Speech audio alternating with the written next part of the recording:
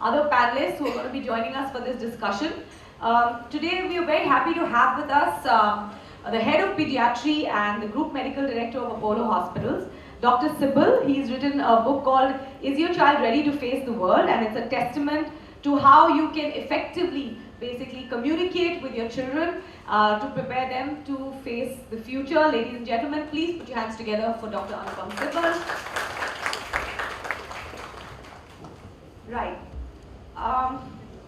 Ladies and gentlemen, somebody you are very familiar with, somebody you've watched a lot of times, the beautiful model, actress, mother to an 11-year-old son, and author of The Modern Gurukul, My Experiments with Parenting, which is a book that provides all the achievement and challenges of a first-time mother. Put your hands together for Sonali. Bendre pe hai. Welcome, Sonali. Looking forward to what you have to say. Right. Ladies and gentlemen, on the panel, Dr. Indu Shahani, the Dean of HR College of Commerce and Economics in Mumbai. And honestly, when it comes to education, Dr. Shahani she needs no introduction. We've all heard of her and what she has to say about education. She has over 3 decades of teaching experience, and she's played a pivotal role in nurturing future leaders. Please put your hands together for Dr. Indu Shahani. We also have with us Ms. Rupal Patel, who is a child psychologist and she's a parenting expert. She's conducted more than 500 workshops and seminars on parenting all over the country, and I'm sure we all want to know what she has to say today. Please welcome Dr. Rupal Patel. Right, so we are going to be, let me just tell you, we're going to be having, we'll have a panel discussion, but before that, since everyone is so eminent and, they all have their own viewpoints, it'd be nice to hear what they have to say individually. So I'd really like to request, them to give like an opening introduction to what their take is, so then we can take it forward. So Dr. Sybil, we'd like to start with you, if you don't mind.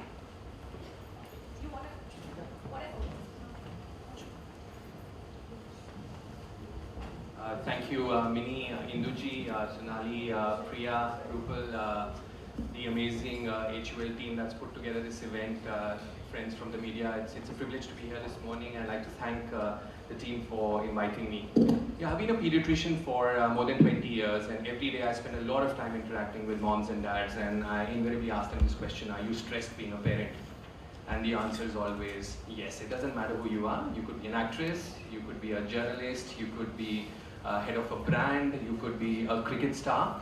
The answer is always yes, because when you go home, you are just mom or dad, nothing more, nothing less. I want to tell you this little story. When the announcement of President Obama being awarded the Nobel Peace Prize was made, his daughter Maria went up to him and said, "Daddy, you've just won the Nobel Peace Prize, and it's Bo's birthday today." Bo, incidentally, is the dog that the president had gifted his daughters. And then Shasha, the younger one, walks in and she says, "Daddy, plus we have a 3-day weekend coming up. So you could be the President of the United States of America and be awarded the Nobel Peace Prize, but for your daughters, you're just daddy, and they want to discuss the important event for the day." For a child to be a child comes naturally, but for an adult to become a parent, it's quite another story. There's so many different questions that bother a parent. Will my child learn to distinguish the good from the bad? Make strong relationships? Will my child live up to the genetic potential with which he or she is born? And a whole lot of worrying questions, but deep down there's just one sentiment, and that is, will I fail in my duty to prepare my child to face the world? And that's a worry that every parent has. So how do you prepare a child?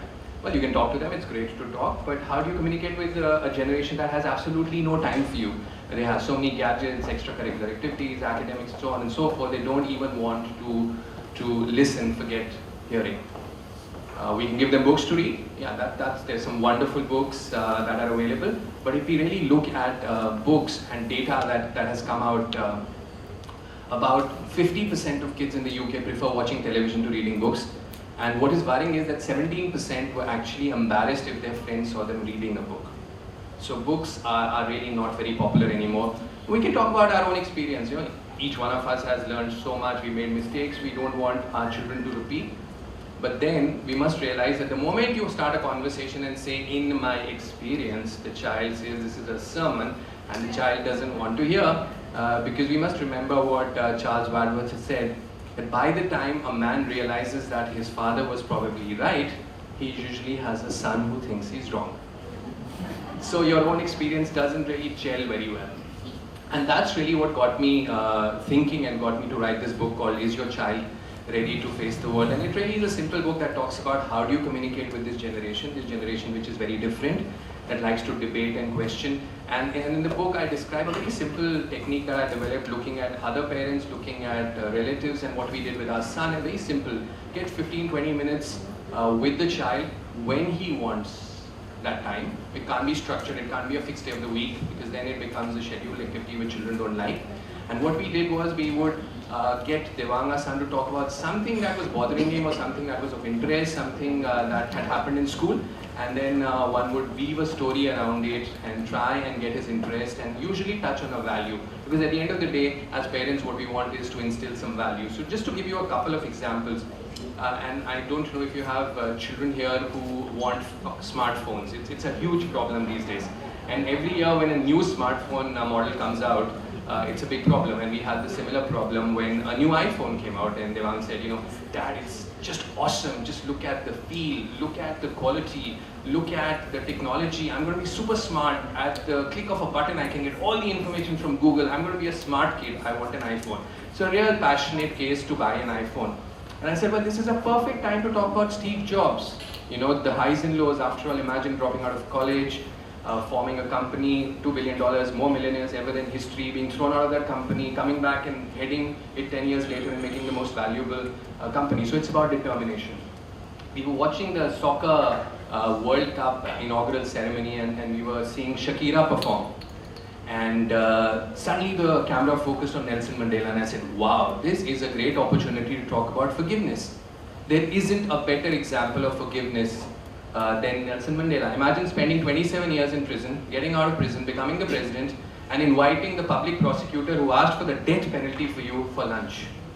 Imagine inviting the prison warder for your inauguration. Can there be a better example of forgiveness? So we had this discussion.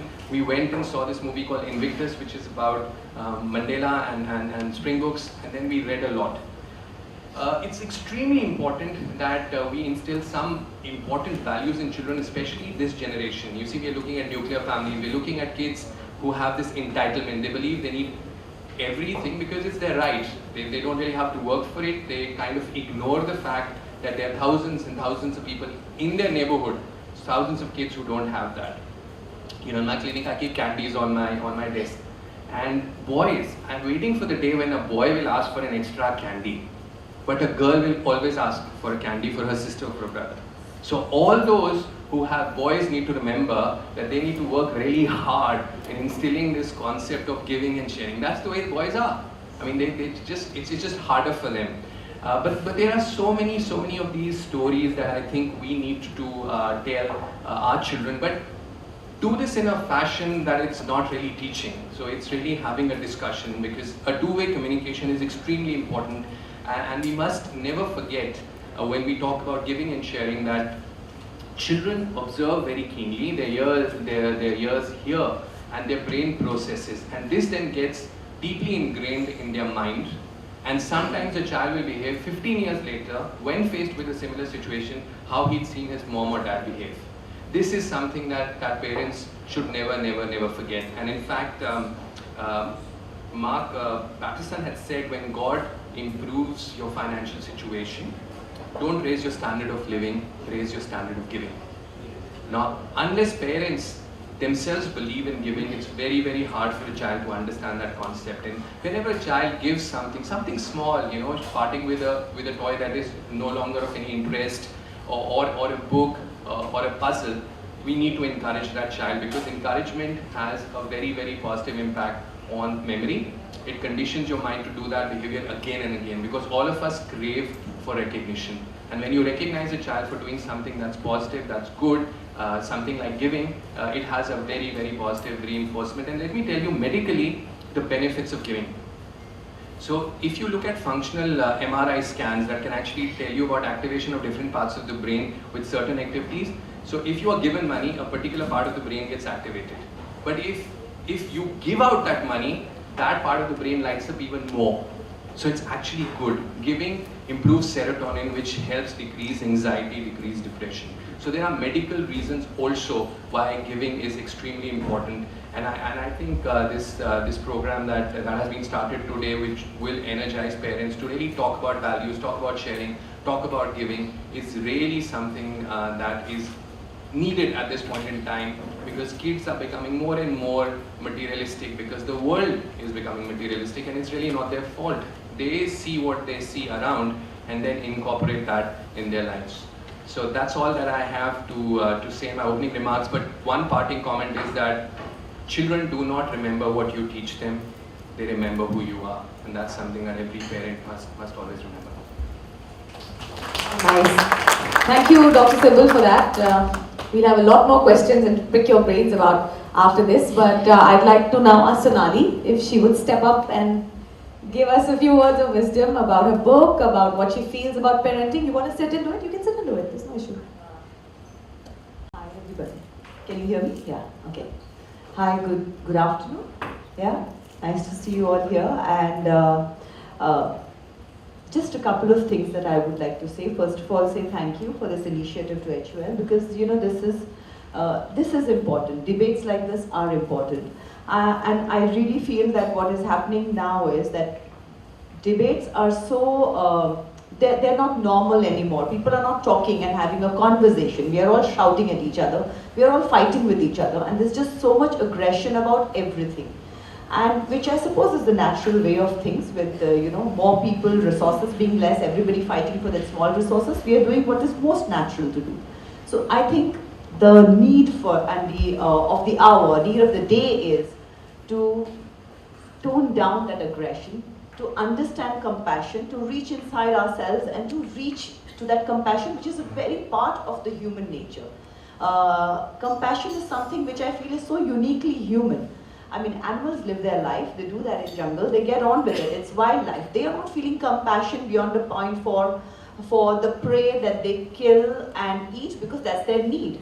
It's humans who need that but will still feel compassion, but we also overdo that need. So it is time for us to reach that in ourselves and teach our kids that. I feel somewhere in this rat race that we are running, we are all forgetting the simple thing like compassion and teaching that to our children. So for me, that was one of the things that was a major thinking point when I had a child, and when I started thinking about what I need to do, what is it that I want to do, what do I want to give to my child. And there was this whole debate that was going on in me. And what is this one thing? Because see, there are a lot of things that we want to give our children. We all need to come down to that one thing that I desperately want him to have, without which I don't want my child to grow up. And when you actually come down to everything, between the thousands and lakhs of things that you want your child to have, I came to one thing, and that was I wanted my child to grow up knowing compassion for everything and everybody. And as long as he can feel that, he can be a better human being, he'll have the values that we talk about. The key word for me was compassion. And that's where the book, The Modern Gurukul, came about, where the problem I realized was that, when I went back into understanding how were we being brought up, what was the Gurukul system, what was happening in it. So yes, it is the modern Gurukul because it talks about how we apply it today. Obviously, we are not going to the jungles, we don't even have them anymore, so we are not sending our children away to be educated in a Gurukul. So the point being, we need to bring that home. What was that one thing that is missing? They were teaching them arts and culture and sciences and maths, and everything was happening. But there was also spiritual learning that was happening. There was a teacher who was leading a model life which the children were following, which is missing. And it's not fair to expect our teachers to be doing that. They're doing a job, they're getting paid a salary. It's what we need to do and bring that home. The Gurukul needs to come home. The spirituality, the compassion needs to be taught at home. Everything cannot be outsourced to the school and we put that, oh, the school is not teaching. We are supposed to do that. Home is the first school. And that's where the book came about. That's where this whole talking point came about for me. And so when you came up with this idea, and if you're going to activate this, and with all of you opinion makers, as Minnie said it, being here, it's very, very important that we at least start talking about these simple things which are actually the most important things in life. So I hope we have a good discussion here today. It's a really great panel and I think it's an honor to be here. And I'm really enjoying and happy that I'm a part of this discussion, which means so much to me. Thank you, everyone. Thanks, Sonali. We'll discuss a little bit more about what's in your book a bit later. But Dr. Shahani, you of course are the ultimate word. We really want to hear what you have to say. Very good afternoon and thank you so much, Priya. I can't believe that I'm sitting here while an examination is going on in my college, but I think this is as important as an examination that's going on in the college. Let me tell you something. I'm going to tell you 3 quick things, but before that, let me tell you what happened this morning, because that's live from the college. We have these examinations going on, and then we have re-examinations going on for students who have not been attending, or for students who are sports or have been ill and so on. And we follow up with these students to see that they must attend because the exam is very important, because without that they cannot go ahead. So this morning I was told that they've not been able to contact 2 students throughout in the last 1 month. So finally they've been able to contact the father of one of the students and he will see me. So I said, okay, I'll see him before coming here. The exam was starting at 11 o'clock. So I met him at 9:30 and I said to him, I said, you know, your son hasn't been coming to the college. And then he looks around and he says, no, has he not been coming to the college? I said, no, he's not been coming to the college. So he said, but he leaves home and he comes. So I said, I'm sorry, but here are the attendance records and today is the exam. If he's not here, he doesn't graduate. He said, really? I said, can I ask you just one question? When was it last you met your son? And he said, you know, I've been traveling and I came back last night, so I really don't know. But let me WhatsApp him, all right?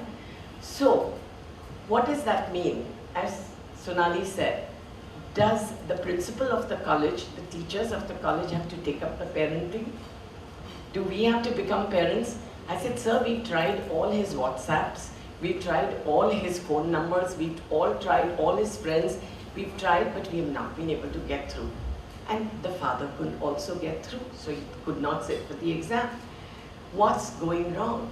And I have 7,000 of these students every year, but I've been noticing some things which I thought I'd share with you.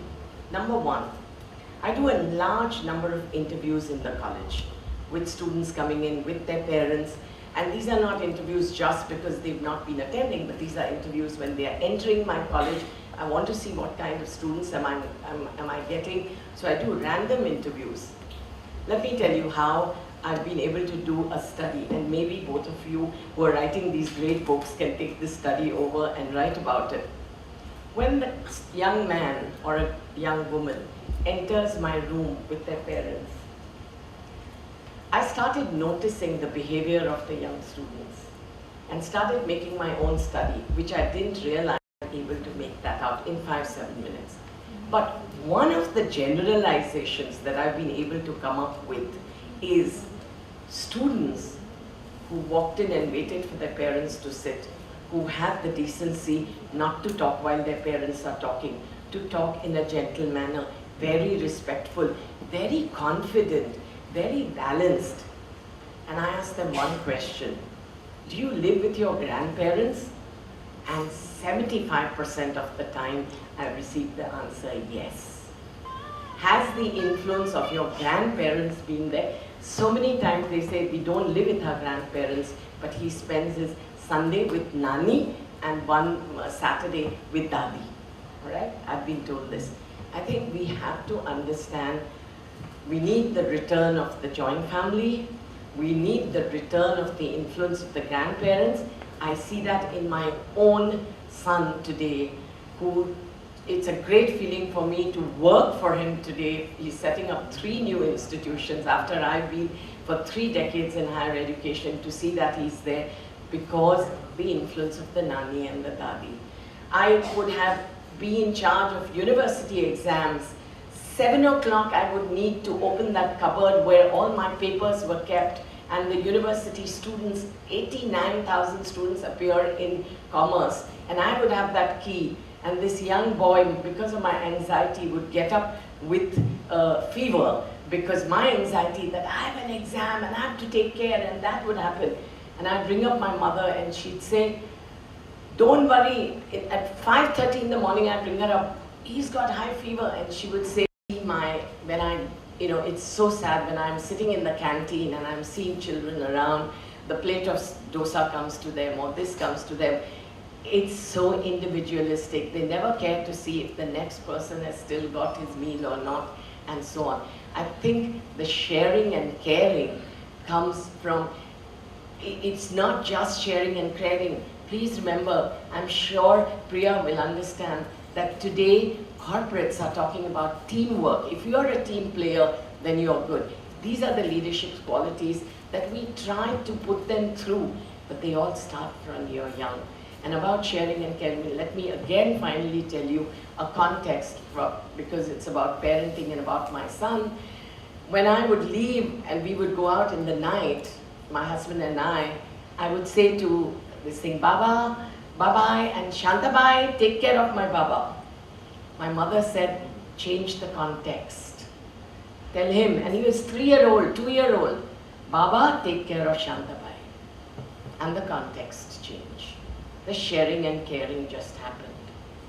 It just was natural that he didn't come first in anyone's life, somebody else did. And I think today these values are helping him to create these great schools. Thank you so much, Dr. Shani. We pick your brains about all the things that you said. As a parent also, my curiosity is like at its peak right now. But we cannot do without hearing what, Ms. Rupal Patel has to tell us. So please do join us on the dais.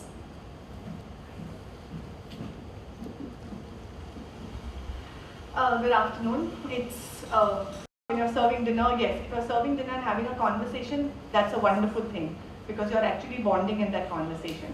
But if I'm just meeting out rules and I'm saying do this, do that, do this, do that, I might be around my child the entire day. I might not even be working. But if I'm going to be around just doing that, I'm not actually building that bond. And so very, very important is to build that bond. Another thing I wanted to touch upon was, when we want to inculcate values, if I am not clear about the values myself, how am I going to inculcate them? So I need to have clarity, what are the values I want to inculcate? I might have a certain list, and again, as I said, everybody's will be different. There are certain which are very common, which everybody would want their kids to have, but again, that cannot be said that this is what is the right way or the wrong way, because it's your way, because it's what you want for your child, what you want for your family.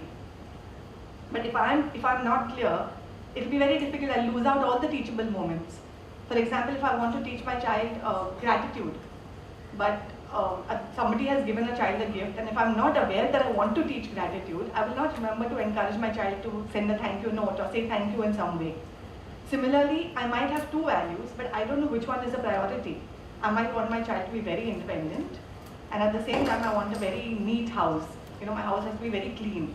Now, if I'm going to teach independence to a 3-year-old, and when he starts with eating food on your own, so if I'm going to start, that child is going to eat food, there is going to be a huge mess. So your neatness. Thanks, Rupal. I think this time we attended one of your workshops as well. So basically, it's very interesting. Everyone's put together so many different perspectives on parenting, but I think all of us agree on the one basic thing, that it is important to look at values as a core teaching as a parent, a core responsibility really, if I may say so. Dr. Sibal, I just wanted to ask you, because you've done so much of, you deal with children all the time.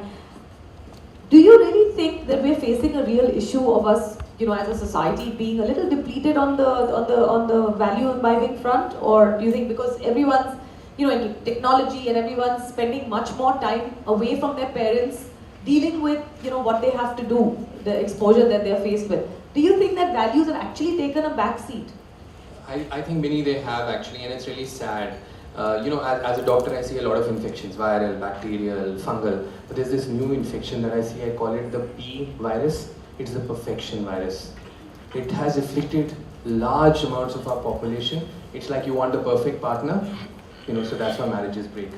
You want the perfect progeny. Now, with progeny, it's really difficult You can't really change. You can't tell your best friend, I like your 5-year-old, will you take mine and give me yours? Doesn't work like that. So what do? We try and make them perfect. And in this perfectionist pursuit, we make life miserable for them. It's only about success. You have to be number one in taekwondo, number one in English. You also have to be good at piano or ballet or what have you. So I see 7-year-olds who are burning out. You know, they're just so exhausted, they actually come and they say, I'm so tired, I finished school, I have to this class, that class, 3 times a week, this, 2 times a week, this. And then it's not just about attending, it's about performing well. You know, just attending is not good enough, you have to win.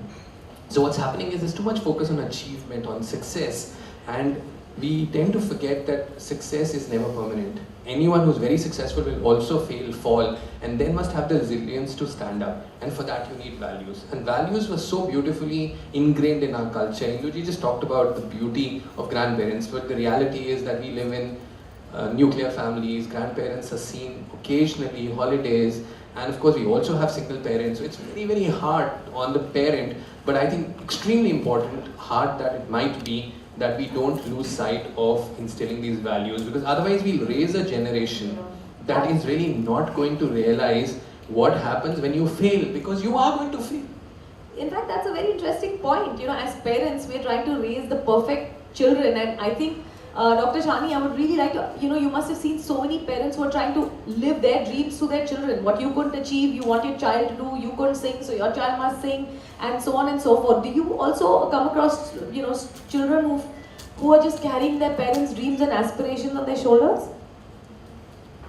I think at the time when they come into the college, it's much more the aspirations of what they're going to do after college, which is bothering them. And very often the parents say, but you know, when he finishes this 3 years, will he get a placement in this company, or will he be able to do this? And I keep telling them, let him enjoy his college life first. Let him first get in, and in those 3 years discover for himself what he's good at. Not every child, a doctor's child is not always doctor, right? Dr. You would tell me it's not true, Dr. Simple. Tell me you're not pushing Devang into being a doctor. He's actually followed commerce. But very interesting about this. Good. We should give a round of applause just for that. And I must say that my son did pharmacy, so we are exchanging our two No, but it's very interesting. I'm sorry if I might be what you said about doctors, kids being doctors. I was addressing a convention of 600 school teachers the other day, and most of them were parents. And one of them said, you know, as a teacher, now this is really important because you're a teacher and a parent, and she said, you know, I think my daughter wants to become a doctor, and she's in class 12 and she's taking all these coaching exams, and you know, your doctor advised me and all. I said, how do you know she wants to do medicine? She said, no, when she was 3 years old, we'd given her a doctor's set and she played with it a lot. So I said, she might have played with anything. You've just conditioned her mind over the years that doctors are great. It's a very noble profession. So, you know, for 15 years you've conditioned your child without really realizing that the child wants maybe to be a VJ, or a child wants to just play sports or write. So this is a big problem about dreams. And I must add here that this is an Indian thing. Mera bacha mere khandan ka naam roshan karega. Why? Why? Too much pressure on the child, yeah. Own dreams. Why should they, you know, relive or, you know, live out my dreams? They have their own dreams.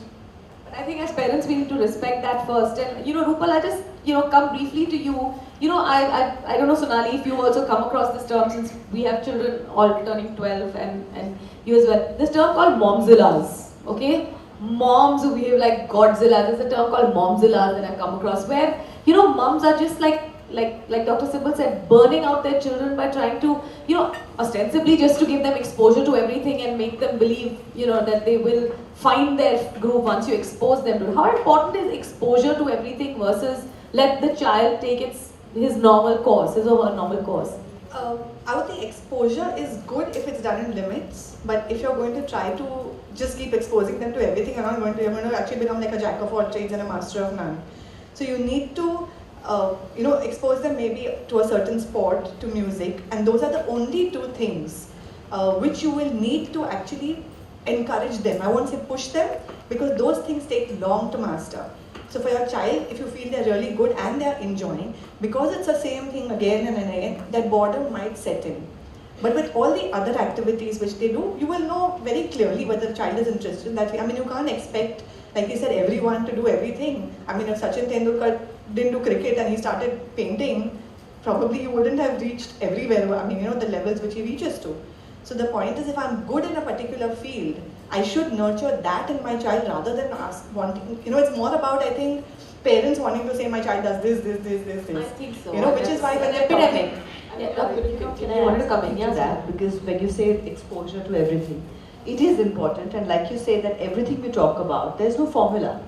So every child is different, every parent is different, every family is different. So everybody's needs, even for values, like you said, are different. What is value? What Dr. Rupal said, what are the values and how do you see them? So in the same way with exposure also, you need to expose them, everybody agrees with it. But how do you understand that what is too much exposure and what is too little exposure? Now what is the formula? There is no formula. So what the point is to spend that time with the child and to see, is the child getting bored with it? Is it stressing the child out? That's why the importance of those 15 minutes of conversation or spending time where you're doing nothing. It could be like, for me, it's getting my son, putting him to bed in the night. A lot of people tell me he's 10-year-old, he should be sleeping on his own by now. Why does he need his mother to come in? But I think it's the beautiful time when he reads his book. I come and we discuss them. And with boys who don't share as much, I find that that's the time when he's sleepy, he's a little vulnerable when he shares. So honestly, he might be ready to sleep on his own, but I don't want to give up that time because that's the only time when I kind of discover what is it that he really wants.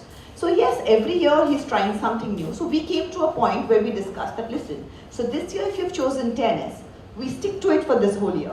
Suddenly in mid-year he wanted cricket. I said, now next year you will take cricket and then you will stick to it for a year.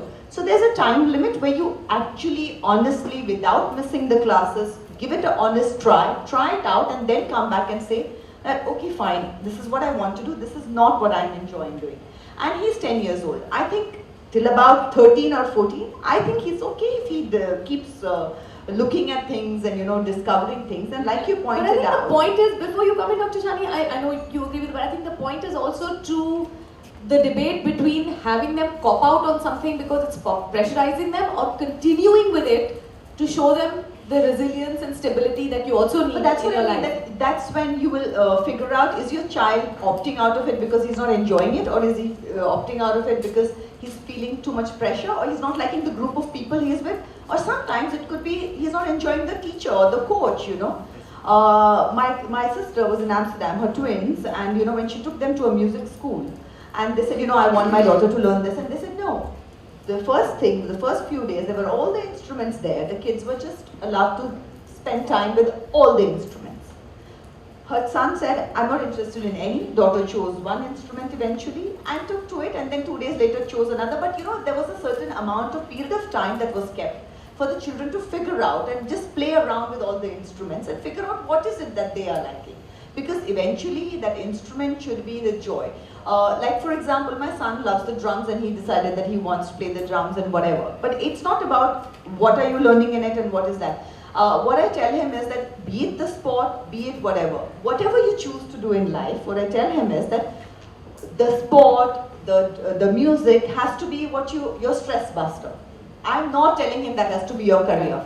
So that if he chooses that, that's his choice. But if you tell them that this has to be something that, when you're working very hard and you want a break, you can go and play your own music. This has to be something that you enjoy. And you're doing it because of that. That's the most important. Come in on what I wanted to say here was that, at the end of the 3 years when they come into college, students, and at the end of 3 years, they need to get a hall ticket signed by the principal of the college so that they can sit for the examination.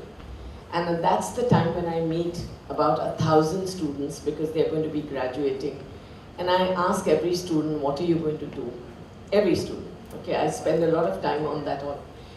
I still find, which is a sorry state of affairs, is that 50% of the students haven't still figured out what they want to do, even when they are now 20 or 21.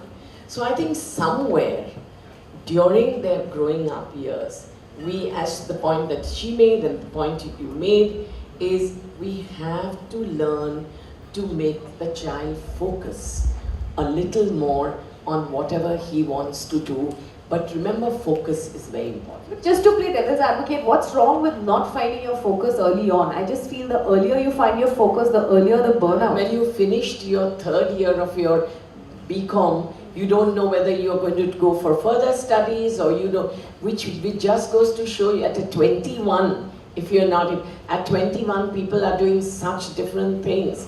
You do expect that they would at least know what they want to do. I'm not sure what I want to do. But if I might just come in on that, I mean, what Induji said is 21, 22 is really a mature age. But what we do in India is the other extreme. We expect a 10-year-old or a 12-year-old to figure out what they want in life. I was like horrified to learn that now we have coaching classes in class 8, 9 and 10 for IIT. It used to be 11 and 12. Class 7, 8, 9, can you imagine? I mean, the kid is being exposed to science for the first time and he's like priming himself 5 years down the road to sit for an IIT GE. I think it's horrible enough that all of summer vacations people go for tuitions. I mean, I just think that's just the most horrible thing. You know, coming back to you Priya, you know, obviously Ready for Life is something that the company's thought about. I just wanted to know, what is it? What were the essential values that you thought are missing? In you know, of course, we've had our experts tell us about what they think are most important. But what I'm sure there was a survey done, and what you felt you know, about that. So, you know, we've actually done a lot of research on the subject, and what we realized as we did research is some of the things that are becoming increasingly important. I think the first is this whole space of learning to share, because I think what's happening is with the materialistic society in which we live, I think just the simple act, and I love what Dr. Sibyl said, that it's actually medical, and that, you know, learning to share actually does affect the way you are as a human being. So I think there's sharing which is very critical. The other thing that's changing is the world's becoming more complex, and I think this whole space we discuss of the world is volatile and the world is, you know, changing very fast. You can't predict what's going to happen tomorrow, and therefore you need resilience. And I think the other thing that we're learning is resilience, or just ability to stand and face odds, because the world is going to have odds. It's not going to always be up. There's going to be up and there's going to be down. And that moments in which, you know, life isn't the way that you charted out. Everyone wants their child to have this dream life which is always perfect, but it isn't. And there are these moments which are not the way it should be. So resilience and teaching a child to be resilient in the face of odds is another very important value. And the third is just simple things like ingenuity, which is really saying that, you know, how does a child learn to manage in this world which, you know, you need to just be on your feet and make the most of a difficult situation or a great situation. It could even be an opportunity that knocks your way, but really becoming ingenious and learning ingenuity. So these are some of the spaces through research which have emerged as very powerful. How about tolerance? Not a very nice word at the moment to use, Dr. Sibyl. How about tolerance? Because it really cuts across all values, saying, you know, whether it's, you know, in your grandparents or with whoever is not following, you know, your flow of thought, etc. What about tolerance as a value? I think you're just so quick to react to everything. Absolutely. I think there are 2 or 3 virtues that really come together. One is about accepting another person's viewpoint, which we are seeing that people are becoming very rigid, this way or the highway, and that's really something they see at home, and then they take that to the school and they see that in society. The other thing is that we sometimes don't encourage or accept the fact that we all have imperfections, in that we will all make mistakes. In some aspects we are fine, you know, we put a child on a cycle, we know he's going to fall. If he doesn't fall, he never learn how to ride a cycle. But for many other things, we believe that things have to be done in a particular fashion, and when a child chooses another way of doing it and he fails, it's perceived very wrongly, and that then makes the others believe that no, this is not the right way of doing things, there's only one way. So that really leads into this whole thing of lack of acceptance for another viewpoint. And Sonali very nicely writes in her book that you have to be liberated. You know, you have to have this choice, you have to reason, you have to debate, and that's something that is extremely important, and we're not seeing this. And the other element that I'm seeing increasingly in school kids is lack of forgiveness. You know, when kids are going to be obnoxious, there are some kids who are going to be obnoxious in class. And today, with the body image problems that we have with boys and girls, if you were like 500 grams more than what your ideal weight is, you're fat. And that leads to a lot of peer pressure, and people are very unforgiving when somebody says something, and that's another big problem that we are seeing. And so then you have fights and lots of angry arguments. So in this volatile world that we live in, some of these are also very, very important. Like I said, Mini, compassion. Yeah, it's the it's moment down you to can just feel compassion. for the other person, you're going to tolerate, you're going to look at the other person's point of view, and you are going to look at it in a different way. Yeah. So that is one key thing, and like you said that, the problem I face a lot of times when I tell my son is, he say, Mama, you tell me that I should put myself in the other person's shoes, like we say, and understand and feel compassion, but nobody else is feeling. So, like you were pointing out, where does he become a doormat and he starts getting bullied because he's trying to become passionate, and where does he become strong and say that no, this is what I believe in and what you're doing is wrong, and have the confidence. Also, I think That yeah. thin line is going to come only from the parent or from the home, from the parent. Also, everyone needs to understand that being compassionate and having empathy doesn't make you soft. It's like you get, my son often says, I stuck out for this guy who was getting bullied and everybody thinks I'm soft.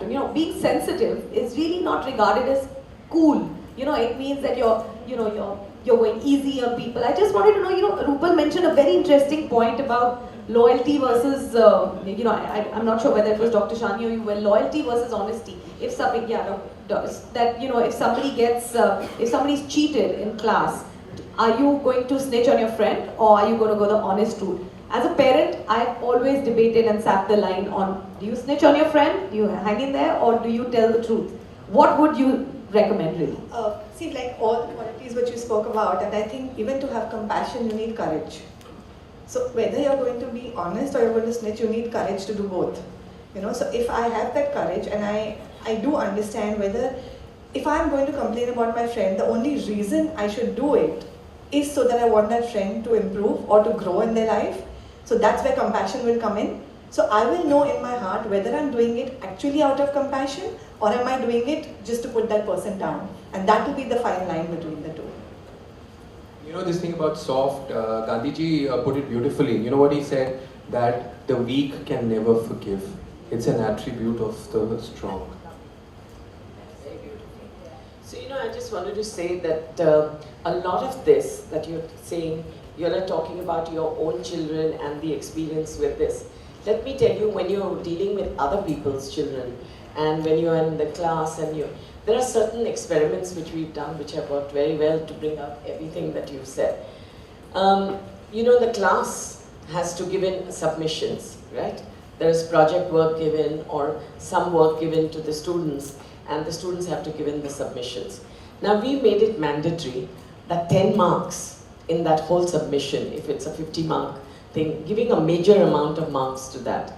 Major amount of marks are for the class doesn't get those marks if even one person doesn't give the submission. That's very smart. Okay, so the onus is on the students to see that they are able to bring their friends to do it in time so that the whole class gets the marks. And at the end of it, they cannot hit that person or hit that child because they're losing that. So they work in every way. They go to that person's house to help him out to do that submission in time. They take on the responsibility for the whole class. Otherwise, those 10 marks are not given to the whole class. So put the onus on, they always say, put the onus, responsibility of learning on the learner. Yeah, that's the only thing that probably make them more independent. I think 3 out of 5 of you had mentioned that, and we all agree that values have to be imbibed, they cannot be taught, which basically boils down to the fact that to raise a nice person, you have to be the nice person, and you can only, lead by example. So, but it's not an equal world, and all of us are not so nice. Priya, how do you think, one can tackle that, considering, you can't really say, okay, on paper, I'm going to teach value number 3 today. So how do parents deal with this? You're a mom of a 12-year-old, how do you deal with that? So I think it is a challenge, because I'm saying it would be very inauthentic for all of us to suddenly say that we are perfect people, because I think we are not perfect either. So I think, but one of the things you can do is hopefully give them experiences which are diverse. And I think if you can just generate experiences and life experiences with others around you, which are diverse, then you can help to imbibe some of those values through experience. And I think this is where the whole thing about experiencing things, there are so many, there's a famous saying that it takes a village to raise a child. And I think the village around us is our community, the village around us is the society in which we live. And can we create those societal experiences which help us imbibe those values, some of which we may be imbibing along with the children. And I think that's really the only thing that... learn as you go, with them, for them. Rupal, tell me, do you get cases of, you do a lot of workshops, etc. You get cases of... Well, what you said about elite school would be something that would be said that my son goes to the so-called elite school. And so does mine, but I'm always grappling about it. Yeah, and there are a lot of times when there's a lot of discussion on it, and I would like to, there was a question I asked myself. What did my parents do? When they sent me to the school, they sent me to the best school that they could send me to. So as a parent, I need to provide the best thing that I can provide to the child. Now that it's our duty also while providing it to tell or make the child understand that it's a privilege and everybody doesn't have it. Now there are various ways that it can be done. In Ranveer's school, now as he will go into MYP, there's a very strong, their social services a very strong message which has marks for it. So they have to do projects, they have to come up with projects where they're giving back to the society. So the school is doing its bit. From my side, the other thing that happens is that be it your help or people who work with you, your employees and people who help you with your day-to-day living, their children. So there are things when he knows that this is extra. There are these many gifts that have come extra because we all have those extravagant birthday parties, how much ever you try to tone it down. One is on the birthday, you go to the orphanage, you start learning to give. And more than anything else, you start learning to give at home. So in that, these are the gifts that have come. He starts keeping the gifts aside, that this goes to this, and everybody, the help in the house is called Bhaiya, Didi. There is no, this thing. So he keeps it aside for this Bhaiya's son, this Didi's child, the extra pencils, the notebooks.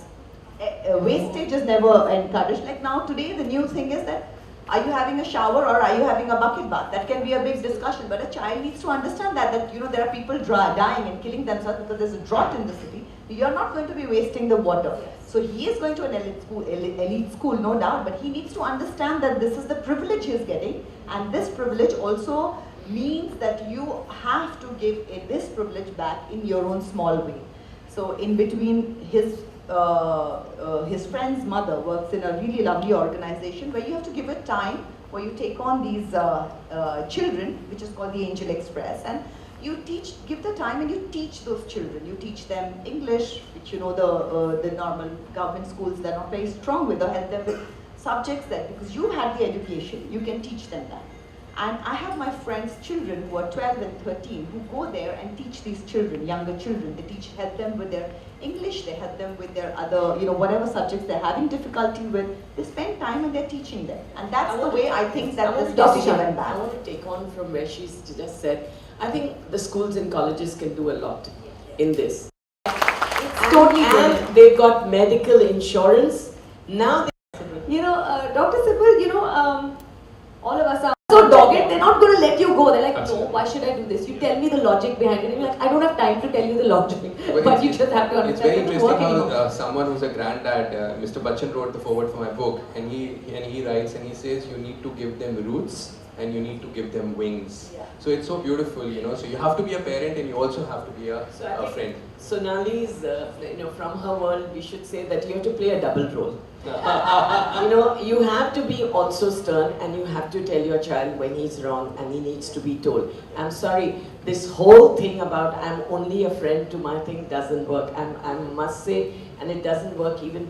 Today I think my students respect me because they know when I'm going to tell them something, it is in their interest. I think that double role has to be there. When my eyebrows start twitching, my son knows that it's time, he can't take any more. That's it. Rupal, any last words on this fine line about I would actually think respect plays a very crucial role in that, and Who are not parents who have been children, and I think we have equal amount of questions about the parenting issue. You have a question? Sure. Can you hear me? Okay. I don't have, I'm not posing this question to anyone in particular, but I have a 4-year-old and I have a 3-month-old. And I'm constantly trying to find the balance. Like my 4-year-old comes up to me and says, "Mama, you're my best friend." But the thing is, when I have to reprimand him, like Minnie said, we're all read somewhere that you said that at the end of the day, moms have to be the bad witches. We're like, clean this up, do that, get into bed, do that, do that. So he looks up at me in a time when I'm stressed because my 3-month-old is crying and I'm like trying to get him to bed. He's like, "Why are you always yelling at me? Why are you always angry at me? Be happy with me." So how do you walk that thin line? How do you say you need to be disciplined, but do it in a nice way, please? How do you put that? How do moms do that? Because dads sure don't want to walk that line. Rupal, you want to answer that? So, With your children, you kind of choose the battles, and every battle can't be won and be fought all the time. So you choose them, and what is the most important thing? Because then, like you said, you're going to be finding fault with everything, and that's what ends up happening. So you choose the battles, and there are certain things that you let go, and you say that everything doesn't have to be perfect. Let it be. These things are going to be, but this is not, spilling something or something being a little dirty for a little while is not going to be dangerous. But if you're doing something that is dangerous, that needs to be stopped right at that point. So choose your battles would be a better option in that sense. And another thing that I discovered was that me trying to teach my child or sit when he's doing his schoolwork is the worst thing possible, because that's where the battleground starts. So really? that's something I pick myself out of. I'm not equipped to deal with it. I understand that, I accept it, and I don't get into it. So he does his schoolwork the way he wants to do it. He does it with his teachers, because that interaction that I have with him, I realized was only full of stress, and I don't want that stress with him. So you have to let go of a few things and choose the battles. Dr. Shani wrote the foreword for my book, and when I sent it to her, that was the first thing she said. I understand in this digital age, she was fully clued in. She got everything that I was saying, and she was more clued in and more as young as we were. And I was like, Dr. Shani is like so cool about it, and she got everything that we were saying, and that's the whole thing, because she's moving with them. She's seeing all the kids that are coming in. If I don't do the it, new challenges. I'll have no attendance in my class. Yeah, absolutely. Young is as young thinks, Dr. Shani. Isn't it? All right, is your question answered? Yeah. There's just a few things that I would say that, it's not like I don't think parenting is collapsing or anything. Basically, parents all want the good for the child. They want. So sometimes the parents who themselves are a bit misguided about what the good actually is. So, that is the issue I feel sometimes. Also, the thing is that the challenge today that we face is that we are in a digital age. Like my son told me something which was really, he said, "Oh, Mom, I'm 10 years old, YouTube is as old as me." I said, YouTube has only been around for 10 years, and I am technologically challenged, and yet I'm so used to YouTube. So, suddenly in last 10 years, the whole concept of a lot of things has changed so drastically. For my son, he's not looking up to some musician as a star or a rock star, a hero worshipping just some sports person, but there are YouTubers that they are more keen on. They're not interested in television, they're more interested in the YouTubers, the blogging. So, here are these young 16-year-olds who are millionaires and billionaires, and they are the examples for your child who's watching it. And I have no clue. 10 years back, I had no clue that there would be a profession like this. So honestly, when I'm going to tell my child to do something, I am learning. I keep telling myself I'm learning. I don't know. 10 years ago, this was not there. 10 years later, I don't know what the world is going to be like, what they are going to grow up into. So there are going to be certain things that are never going to change. And parents will need to evolve with the children. Values, your roots that are never going to change. So give them the values, give them the roots, because you cannot anticipate what is going to happen 10 years later. Let them have the values and roots which will see them through all that is to come. No, but this is one big challenge I face with my teachers. You won't believe the battle that I have with my teachers.